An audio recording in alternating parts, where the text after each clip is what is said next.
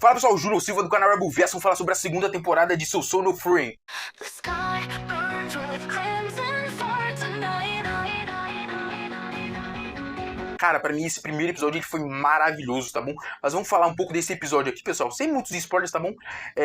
Esse episódio já começa, tá bom? Já vou começar ali, já com a metadezinha do início pra frente, do grupo da Free tá caindo numa caverna, tá bom? É uma caverna cheia de cristais, inclusive, pessoal, esses cristais aqui, eles são como se fossem kryptonitas, tá bom? Eles meio que anulam magia, tá? Então posso dizer que um mago não só não vai poder utilizar magia, tanto de ataque como de defesa, como ele também não vai conseguir localizar monstros ali com a sua magia, tá bom? As garotas elas só vão conseguir utilizar só a mana, tá? Mas isso não serve praticamente de nada. É só um detalhe que serve sim, tá? Que eu vou comentar só um pouquinho mais à frente, esse spoiler ali. Mas é bem interessante isso, tá? Inclusive, eu já não vou dizer o que aconteceu de início, só nessa caverna, que é pra mim um dos pontos altos ali do episódio. Durante essa caverna ali, pessoal, o único protetor ali que podemos dizer é o Stark, tá? O Stark ali, ele é o único que pode proteger as garotas. Lembrando que nessa caverna ali tem uma criatura muito perigosa ali. E a gente vai ver o rolar ali durante o episódio, deles tentando uma forma de sair da caverna, tá bom? A gente vai vendo eles caminhando ali, a gente tem inclusive, quando eles chegam em uma área da caverna ali, eles veem ossos ali, tá? Ossos de outras criaturas ali, realmente naquela caverna tinha um grande predador ali, inclusive o Stark ele realmente tinha que se manter bem alerta ali, né? Já que ele é um que podia lutar. E como as garotas não podiam usar magia para detectar a criatura, então realmente eles tinham que realmente tomar muito cuidado ali, não só para achar uma saída, mas também por conta dessa grande criatura que tinha ali.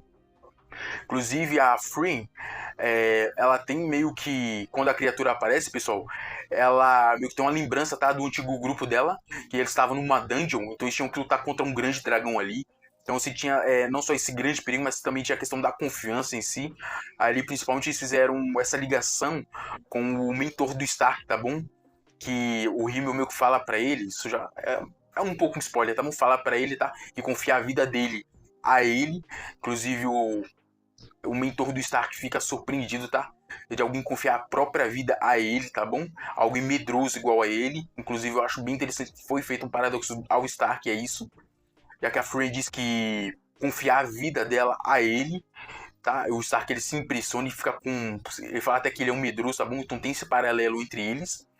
Inclusive, foi mostrado ali já no passado da Free como eles saíram daquela situação. Foi uma situação até que no final um pouco cômica. Mas, cara, a cena foi muito bem construída, trabalhada ali. A gente viu um desenvolvimento, cara, no relacionamento da Free com o grupo dela do passado. Isso é muito bom, tá bom? Porque eu gosto de ver esse grupo do Rimmel. Eu gosto de saber como foi essa grande aventura que o grupo dos heróis teve no passado. Eu gosto de ver como eram esses antigos personagens assim, tá? Como grupo, como guerreiros e tal. Cara, é muito bom. E, cara, continuar a mesma pegada da primeira temporada, tá bom? Lembrando, pessoal, que essa segunda temporada, tá? Ela só vai ser 10 episódios, então a gente só tem 10 episódios pra aproveitar esse anime maravilhoso, tá bom? Mas voltando ao presente, aparece a grande criatura, tá bom? Ela é uma criatura bem venenosa. E na hora o Stark ele fica com medo, cara, se fica até ansioso, que ele. Pode dizer que ele é um counter, tá? Do próprio Stark. Ele é uma criatura que, cara, o Stark é muito. É, difícil lutar contra, ainda mais uma criatura bem venenosa como aquela, e ainda mais que é um veneno bem fatal, tá? Então o que a Fury faz? Ela pega um desses cristais, pessoal, já que eles estão cercados e esses cristais são kryptonitas de magos, ela pega, ela utiliza a própria mana para fazer esse cristal brilhar, inclusive tem uma referência já no início do episódio a isso, que ela meio que dá um contexto sobre esses cristais, ela utiliza inclusive esse brilho do cristal, que inclusive é um brilho muito, muito forte, tá bom? Pra meio que cegar a criatura e eles fugirem dali. E nessa fuga, pessoal, o Stark ele tá correndo assim com a Fern aqui no ombro e a Fern aqui, ó, atrás aqui na mão. E a criatura tá soltando um enorme bafo de veneno. E a gente tem um detalhe ali que, cara, um não, mas dois detalhes. O primeiro detalhe pra mim é o da Free, tá? Sorrindo e ao mesmo tempo lembrando do passado que eles também fugiram desse dragão. E as chamas do dragão meio que atrás deles ali. Porque o Rimmel tá carregando ela. E o cara, o fogo tá vindo assim. E cara, o grupo dos heróis tá correndo do dragão, tá bom? Aí ela fez esse paralelo com o Stark. Até porque o Stark tá correndo. Ela tá bem aqui atrás. E cara, o veneno tá tipo, cara a cara com ela. Que ela meio que tá lembrando dessa situação, sabe? Desse contexto, assim, não só de confiança, mas, cara, de aventura também. Que, cara, eu achei maravilhoso. Aí eles conseguem sair dessa caverna. O outro detalhe eu vou comentar já um pouquinho à frente, tá bom, pessoal? Aí saem dessa caverna, conseguem chegar até um vilarejo. Nesse vilarejo tem um personagem que apareceu nessa segunda temporada, na primeira temporada, desculpem. Já no finalzinho ali, naquele arco ali, tá? Da Fern ali com a Free. Ele, inclusive, ele roubou o Stark ali, né? Mais ou menos, pra uma pequena aventura. Também ele gostou muito do Stark. Inclusive, ele quer o Stark no grupo dele, porque no norte, pessoal, os humanos estão lutando contra os demônios e meio que ele vai precisar do Stark, que é uma vanguarda muito poderosa, pelos próximos 3 anos, sim, pelos próximos 3 anos, para ajudar, para acabar com aqueles demônios que estão lá no campo de batalha, tá? Um guerreiro poderoso como ele seria, cara, muito importante ali, ainda mais para acabar com esses demônios, para ajudar os humanos lá. Então ele quer levar o Stark lá pro norte. Inclusive o Stark já tinha negado essa oferta dele. Inclusive, quando eles estão ali lá na pousada, pessoal, meio que comendo e tal, ele faz de novo esse convite, o Stark nega de novo, porém ele pergunta pra Free se ele pode meio que tentar convencer o Stark, tá? A Frey vai dizer que não, né? Porém a Frey deixa, a Frey até se surpreende, né? Deixa ele tentar convencer o Stark a ir com ele e tal. Porque meio que dá a entender também que a Frey meio que se sente, né, mal por forçar o Stark a querer participar do grupo, o Stark passar por todas as situações assim, que eles passaram e tal.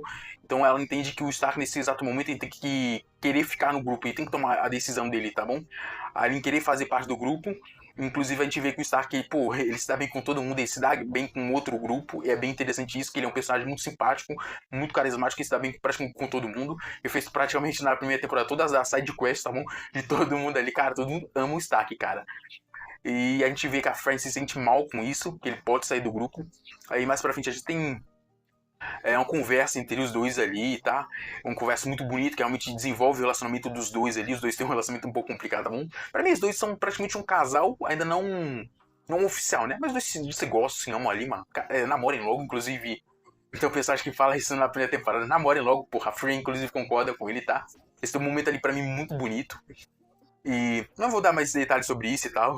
Aí a conversa deles termina de um jeito bem engraçado. Um Stark pediu pra ela tratar ele melhor e tal. Fala que vai fazer um chamego dele, ele corre de medo e tal, que ela possa tentar fazer alguma coisa de mal com ele. Aí já se encaminhando já pro finalzinho ali, pessoal, a gente tem um momento da Fern. Um momento, cara, pra mim ele foi maravilhoso. Porque a gente vê que a Fern, pessoal, ela, como eu posso dizer, ela tem uma memória ali muito interessante sobre a questão dos presentes que ela recebe. Tem a tiara que ela recebeu da Free, tem aquela pulseira que ela recebeu do Stark, então para ela esses itens, inclusive aquela bolsinha que ela recebeu também do antigo membro da equipe também. Então ela trata todos esses presentes como algo precioso, já que a antiga vila dela foi destruída, então tudo de precioso que ela tinha acabou sendo destruído, então ela trata isso como bem mais precioso, tá bom? Acho interessante que a gente consegue ver um desenvolvimento melhor na Fern.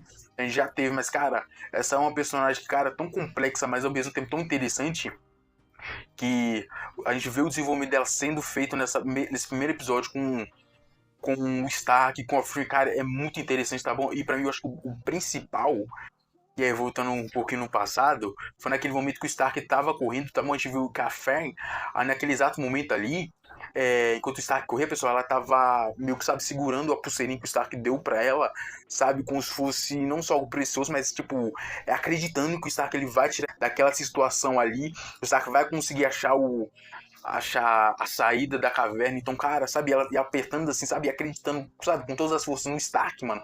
Porque, cara, naquele momento ali era um momento, mano, que era só o Stark que podia correr, era só o Stark que podia lutar, ela não tinha magia, ela se sentiu, inclusive, sabe, indefesa em não ter magia. A gente vê realmente a Fern ali num momento muito desprotegido e, cara, é sensacional, mano. Isso dá camadas pra personagem, isso dá um desenvolvimento a mais pra essa personagem, é um desenvolvimento a mais no relacionamento dela com o Stark, inclusive de não só romântico, mas de confiança de equipe. Então, cara, foi sensacional de ver isso dessa personagem. Esse episódio como um todo, pra mim, ele foi muito bem construído, bem trabalhado. Cara, esse episódio ele é maravilhoso, tá bom? As cenas de ação foi, cara, sensacionais, tá bom? Inclusive teve muito conteúdo extra que foi adicionado nesse episódio, tá bom? Que não tinha no mangá e, cara, foi sensacional também. E já se encaminham pro final do episódio, eles saem da pousada, eles dão tchau pro outro grupo, eles seguem a sua próxima viagem, tá bom? Mas, cara, esse episódio pra mim foi 10 de 10, tá bom? Foi um episódio, cara, teve um desenvolvimento completo nos 3 personagens, cara, um desenvolvimento no antigo grupo da Free, cara, foi muito bom, cara. E o ritmo continua o mesmo da primeira temporada. A opening, cara, de início eu não gostei muito, mas, cara, escutando várias vezes, cara, eu gostei demais. A Ed é muito boa também, cara. Essa segunda temporada, cara, manteve o mesmo padrão da primeira. Mas me diz aí nos comentários, pessoal, o que você achou desse primeiro episódio da segunda temporada de Social Friend, tá bom? Diz aqui nos comentários aqui se vocês querem que eu traga o segundo episódio, que eu comente, tá? Os episódios, tá bom? De Social Friend. Deixa um like no canal. E dito isso, até a próxima, pessoal.